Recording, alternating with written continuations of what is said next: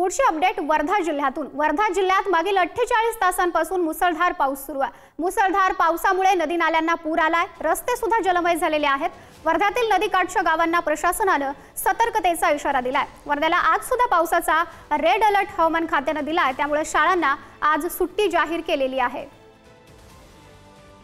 वर्धा जिल्ह्यात गेल्या 48 तासापासून पाऊस पडतोय, कुठे मध्यम तर कुठे मुसळधार पाऊस पडतोय। वर्धा जिल्ह्याला आज हवामान खात्याचा रेड अलर्ट दिलेला आहे। मुसळधार पाऊस वर्धा जिल्ह्यात पडत आहे। सध्या मी अलमडो या परिसरामध्ये आहे आणि अलमडो गावाचा संपर्क आहे हा तुटलेला आहे। एकूणच पाहू शकता पूर परिस्थिती निर्माण झालेली आहे। रस्त्यावरून पाणी वाहत आहे, नागरिकांच्या शेतामध्ये सुद्धा पाणी शिरत आहे। एकूणच लाल नाला प्रकल्पाचे सुद्धा 2 दरवाजे 10 सेंटीमीटरने उघडलेले आहे। जिल्ह्यातील अनेक रस्त्यांमध्ये पाणी असल्याने किंवा पाणी पुलावून वाहत असल्याने अनेक गावांचा सुद्धा संपर्क तुटलेला आहे। अनेक रस्ते प्रभावित झालेले आहे, वाहतूक व्यवस्था सुद्धा प्रभावित झालेली आहे। एकूणच जिल्हा प्रशासन अलर्ट मोड मध्ये आलेले आहे।